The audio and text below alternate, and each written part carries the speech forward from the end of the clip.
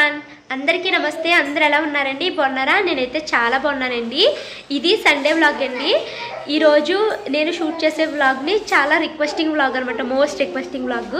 కొంతమంది నన్ను రిపీటెడ్గా అడుగుతున్నారు, సండేస్ మీరు షాను మనుని ఎలా ఎంగేజ్ చేస్తారో అని అడుగుతున్నారండి.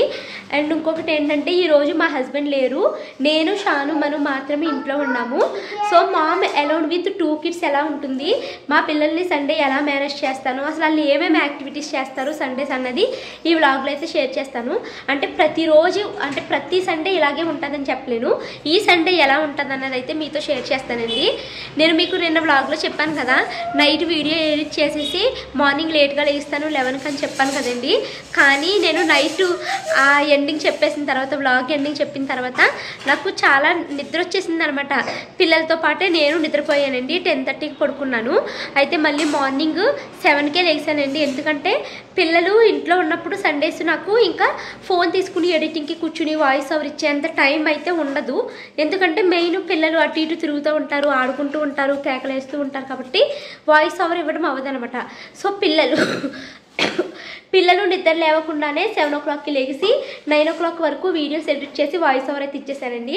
షాను మను ఇద్దరు ఇంకోండి 9 o'clock అయితే నిద్ర లేసారు. సండే కదా, స్కూల్ లేదు కాబట్టి నేను పడుకొనిస్తానండి పిల్లల్ని. పొద్దున్నే లేపాలని అనుకోను, నేను 9 o'clock వరకు పడుకున్నారండి. ఇప్పుడే లేచారు. 9కి లేచి బ్రష్ అవి చేసుకుని బ్రేక్ఫాస్ట్ అయితే కంప్లీట్ చేసేసారు. ఈరోజు మార్నింగ్ బ్రేక్ఫాస్ట్ కింద నేనైతే మిరపట్లు వేసానండి. సో వీళ్ళు తినేసారు. తినేసి ఇంకోటి ఇప్పుడైతే ఆటలు మొదలెట్టారనమాట. నేను నైట్ పడుకున్నప్పుడే ఇల్లు అయితే మొత్తం క్లీన్ చేసుకుని పడుకున్నానండి. కానీ గిన్నెలు తోమలేదు నేను నైట్. సో ఇంకా బాగా స్లీపీగా నిద్ర వచ్చేసినట్టుండి గిన్నెలు అయితే తోమకుండా పడుకున్నానండి. ఇప్పుడు లేచారండి. పిల్లలు నిద్ర లేచి లేవగానే బ్రష్ అయితే చేసేసుకుని టిఫిన్ చేసేసారు. ఇప్పుడు ఇంకా ఆటలు మొదలెడతారనమాట. మొత్తం వీళ్ళకున్న బొమ్మల సామ్రాజ్యాన్ని అంతా తీసుకొచ్చి ఆటలు అయితే మొదలు పెడతారండి. అదిగోండి చూడండి, షాను ఒక 2 బొమ్మలు, మను ఒక 2 బొమ్మలు, ఒక కవర్ నిండా బొమ్మలు తీసుకుని అయితే ఇంకా ఆటలు మొదలు పెడుతున్నారు వీళ్ళిద్దరును. వాళ్ళిద్దరు అయితే తినేసారండి. నేనైతే ఇంకా ఏమీ తినలేదు. ఫస్ట్ అయితే నేను టిఫిన్ చేసేస్తాను. టిఫిన్ చేసేసిన తర్వాత పనులు ఒక్కొక్కటిగా స్టార్ట్ చేస్తాను. ఒక పక్కన నా రొటీన్ చూపిస్తూనే మా పిల్లలిద్దరు ఈ రోజు ఎలాగ ఉంటారన్నది మీతో అయితే షేర్ చేసుకుంటాను. వ్లాగ్ అయితే ఇంట్రెస్టింగ్గానే ఉంటుంది. వీడియో అయితే స్కిప్ చేయకుండా ఎండింగ్ వరకు చూసేయండి. టిఫిన్ అయితే చేసేసానండి. చేసేసి నైట్ గిన్నెలు తోమలేదు అన్నారు కదా, వాటిని కూడా తోమేశాను. ఇప్పుడు ఇంకా కూరకు వెళ్ళాలి. తర్వాత ఏమో పోలియో చుక్కలు ఏమో వేస్తున్నారు అనేసి అంటున్నారండి. కానీ నాకు ఇక్కడ ఇంటికి వచ్చాక ఇది మొదటిసారి అనమాట. ఇక్కడ ఎక్కడ వేస్తున్నారో ఏమిటో తెలియదు, వెళ్ళి చూడాలి. మనుకి వేపిస్తే ఇంక ఇది లాస్ట్ అయిపోతుంది మనుకి. అంటే ఇప్పుడు దానికి 6 వచ్చినాయి, 5 కంప్లీట్ అయ్యి 6 వచ్చింది మండేని. ఇంకా లాస్ట్ ఇంకొకసారి వేపిస్తే మంచిది కదా అని అడుగుదామనేసి అనుకుంటున్నాను. కానీ ఎక్కడ వేస్తారో తెలీదు. వెళ్ళడానికి అస్సలు లేదు. ఇప్పుడు అక్కడ ఆయన చనిపోయారు కదా, డెడ్ బాడీని తీసుకుని వెళ్తున్నారు. మొత్తం అంతా జనమే ఉన్నారండి. నేను కింద వరకు వెళ్ళి వెనక్కి వచ్చేసాను. కూరకు వెళ్ళి అక్కడ ఏమైనా పోలియో డ్రాప్స్ వేస్తున్నారేమో చూద్దామనుకున్నాను, కానీ ఇంకా అవ్వలేదు. ఆ బాడీని తీసుకెళ్ళిపోయాక అంతా వెళ్ళిన తర్వాత అప్పుడు వెళ్తాను నేను. ఇంక ఈ లోపల ఇంకోండి షాను మను ఒకటే ఆటలండి. ఈరోజు కిందకి వెళ్ళటకు కూడా లేదు, కింద బాడీ అది ఉంది కదా, అందుకని ఇంక నేను కిందకి పంపించలేదు అనమాట. ఇంక వీళ్ళు ఇంట్లో ఆడుకుంటున్నారు. వీళ్ళు మళ్ళీ ఎలా పడితే అలా చేస్తారండి. ఇంక వీళ్ళ ఆటలన్నీ పూర్తయ్యాక అప్పుడు ఇల్లు శుభ్రం చేసుకుంటాను. నాకు తెలిసి ఒకవేళ ఈరోజు మా ఇంటి ఓనర్ కూడా రావచ్చు, ఎందుకంటే వాళ్ళని పలకరించడానికి మేబీ రావచ్చు. సో ఇల్లు కొంచెం నీట్గా ఉంటే బాగుంది ఈరోజు అనుకున్నాను, కానీ బిడ్డలతో అవ్వదు ఇంక ఈరోజు.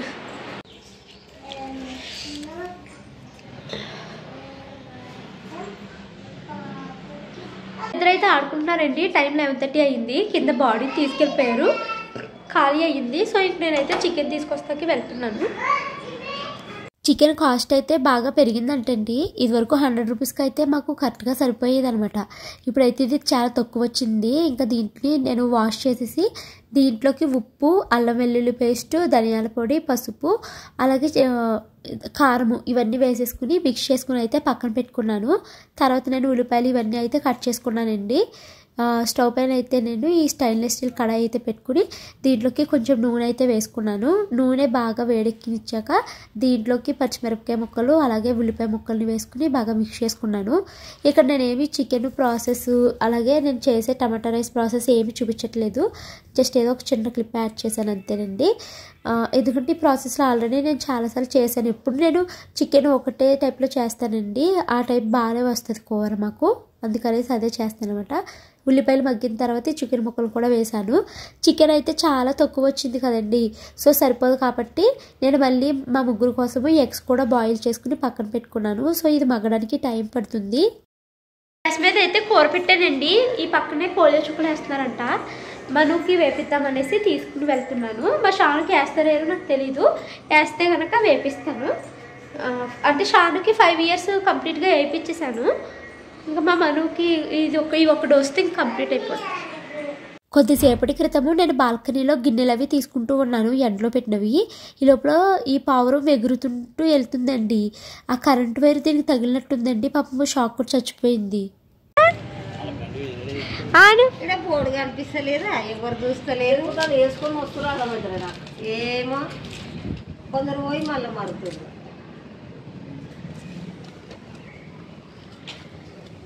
మనగాడికి ఇంకా లాస్ట్, ఇంకా నెక్స్ట్ ఇయర్ నుంచి ఇంకా అవసరం లేదు కదండి.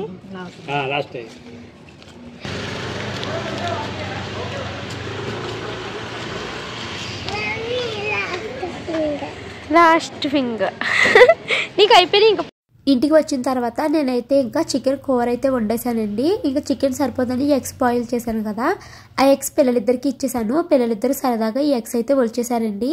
నేను షాను మనుకి చిన్నప్పటి నుంచి ఎగ్స్ ఎప్పుడు ఉడికించినా పిల్లలకే ఇస్తానండి వలమని.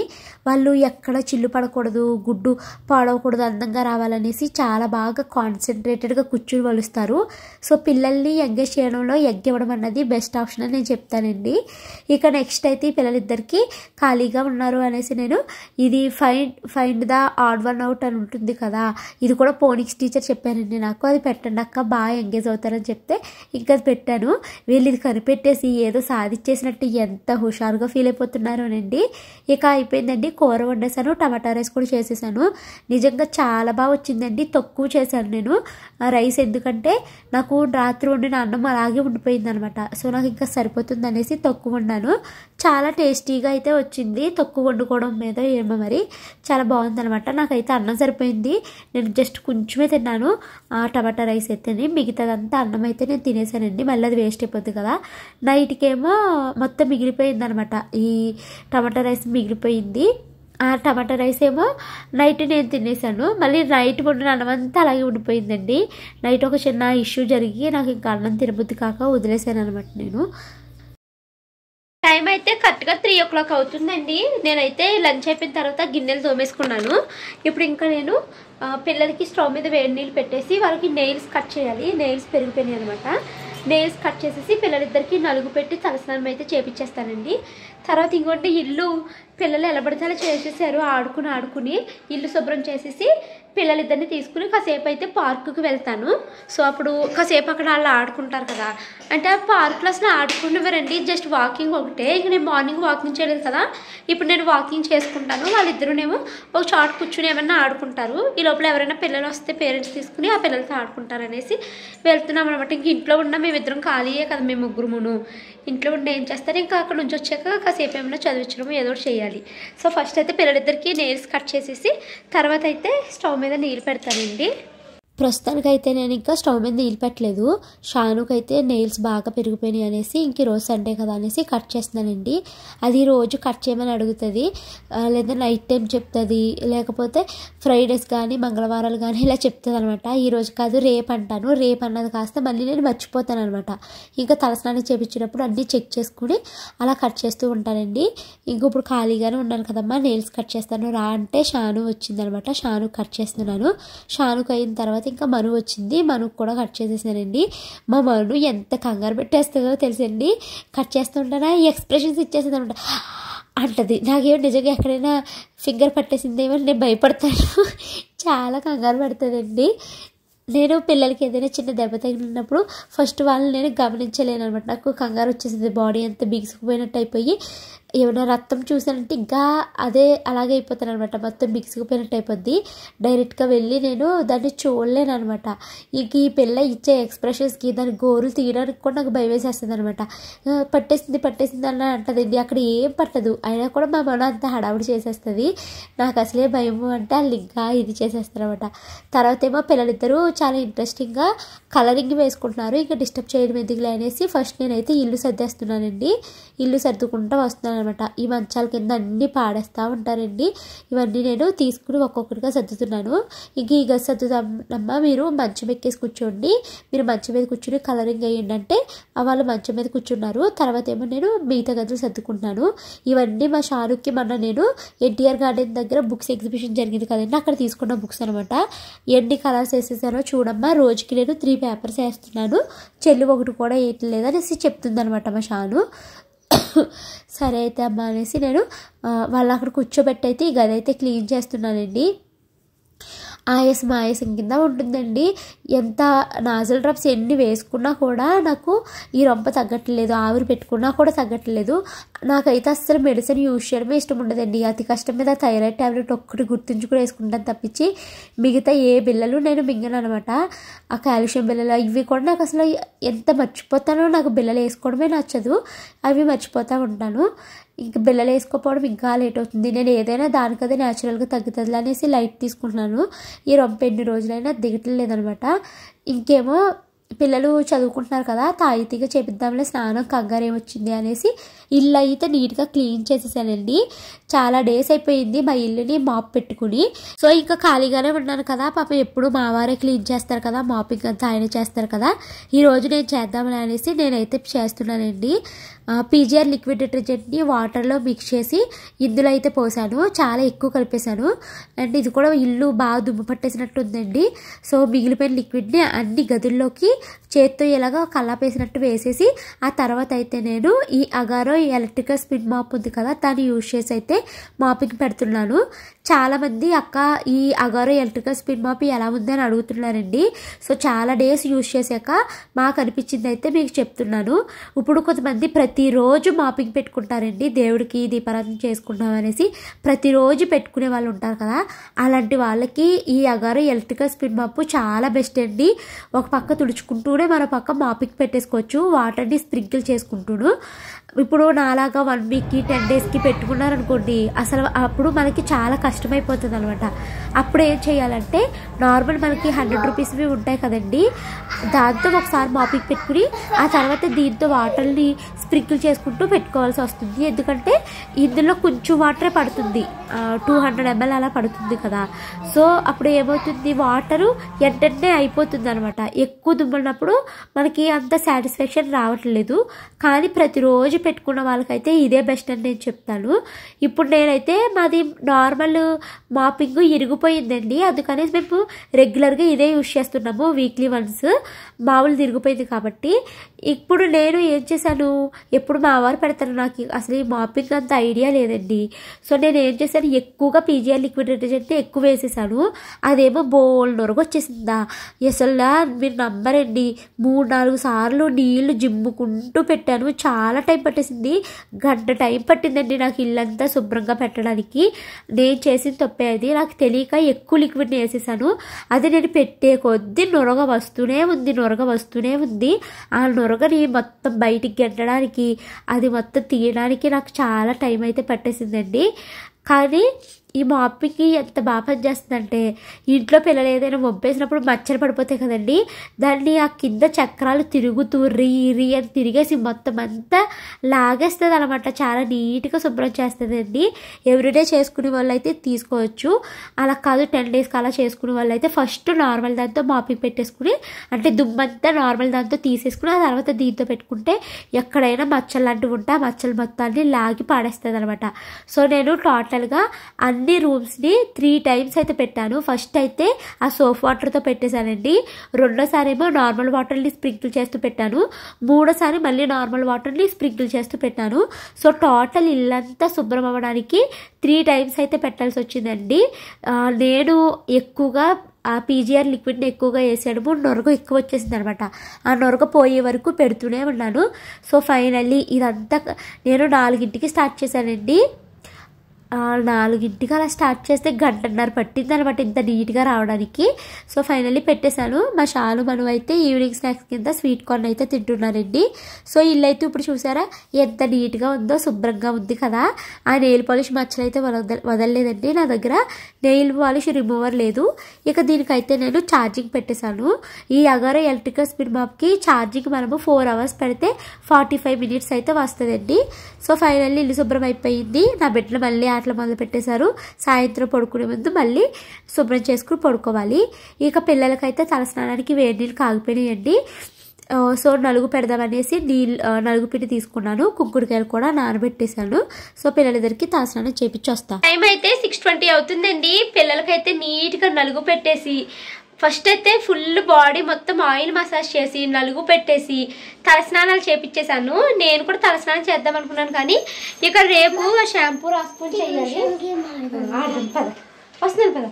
ఇక నేను రేపు పొద్దున్న ఆ షాంపూ రాసుకుని తలస్నానం చేయాలండి. ఇంక అందుకని ఇప్పుడు తలస్నానం చేయకుండా మామూలుగా స్నానం చేసేసాను. ఇంక ఇదిగోండి మార్నింగ్ నేను టమాటో రైస్ చేశాను. అది ఇంకా ఉండిపోయింది. ఇంకా అన్నం ఉంది, అన్నం కడిగి పెట్టేశాను.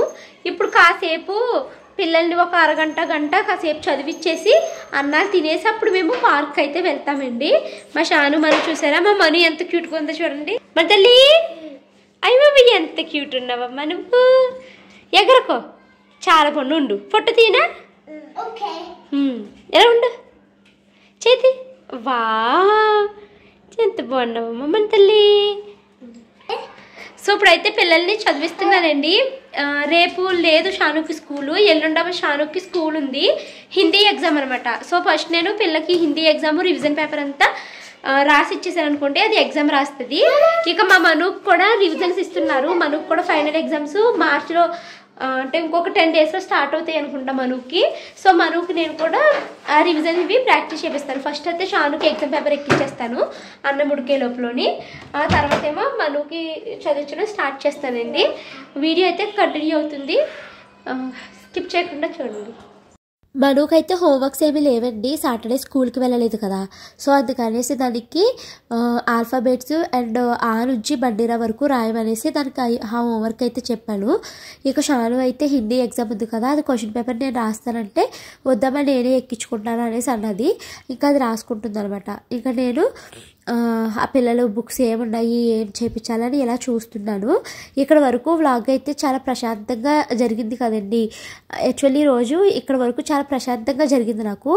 తర్వాత ఇంకా మా వారు బయలుదేరారా లేదా అని ఫోన్ చేస్తే మా ఆయన నాకు వస్తే ఒక విషయం చెప్పాక నాకు ఇంకా ప్రాణం పొట్లు లేసినట్టు అయిపోయింది. నాకు ఇంక వేరే ఏ పని చేయలేదు, అన్నం తినలేదు, పిల్లలకి మట్టిగా అన్నం తినిపించాను తప్పించి నేను తినలేదు అనమాట. నేను మా వారు ఒక పని మీద వెళ్ళారు అని చెప్పాను కదండి, ఆ పని మంచిగా జరిగిందా ఎలా అయిందని అడుగుదామని నేను ఫోన్ చేస్తే మా ఆయన ఏమో ఇంకోటి ఏదో చెప్పుకుంటూ వచ్చారు. నాకు అది కొంచెం బాధ అనిపించింది అనమాట. ఇప్పుడు నాకు మీతో షేర్ చేసుకోవాలనే ఉంటుందండి. నాకు నా పిల్లలకి నా హస్బెండ్కి సంబంధించిన వరకే మీతో షేర్ చేయగలను కానీ అందరి విషయాలు మీకు చెప్పలేను కదా. సో టైం వస్తే ఒకవేళ చెప్పినా పర్వాలేదు అనుకుంటే అప్పుడు చెప్తాను కానీ ప్రస్తుతం అయితే నేను ఇంకేమీ షేర్ చేసుకోదలుచుకోలేదు. అలా డిస్టర్బ్డ్గా ఉంది అందరికీ. సో ఈ వ్లాగ్ అయితే ఇక్కడితో ఎండ్ చేస్తున్నానండి. యాక్చువల్లీ పిల్లలు చదువుకోవడం కంప్లీట్ అయిపోయాక పార్కుకి వెళ్ళి అక్కడ ఆడుకుందాము సరదాగాని అనుకున్నాం కానీ ఇంకెక్కడికి వెళ్ళలేదండి. పిల్లల్ని కిందకి పంపించేసి మీరు ఆడుకోండి అన్నాను. 7కి స్టార్ట్ చేశానండి. నేను ఫోన్ మాట్లాడడము 7 to 11 o'clock వరకు ఫోన్లు మాట్లాడడమే సరిపోయి తలనొప్పి కూడా వచ్చేసిందండి నాకు. ఇంకా 11కి పడుకుని పోయాను. మళ్ళీ ఇంకా మార్నింగే లేచి ఇంట్లో పనులవన్నీ నార్మల్గా చేసుకోవాలి కదా. రేపు మార్నింగే మా హస్బెండ్ అయితే ఇంటికి వచ్చేస్తానన్నారు. సో ఇంకా మళ్ళీ మా వ్లాగ్స్ అయితే మాకు కంటిన్యూ అవుతాయి. ఒకటి అనుకుంటే ఒకటి జరిగినప్పుడు మనకి చాలా డిస్టర్బెన్స్ కింద ఉంటుంది కదా. సో ఇలాంటిదప్పుడు మనము ఏదైనా ఒక పనిలో బాగా బిజీ అయిపోవాలి. నేనైతే నా యూట్యూబ్ పనుల్లో బిజీ అయిపోదాం అనేసి అనుకుంటున్నాను.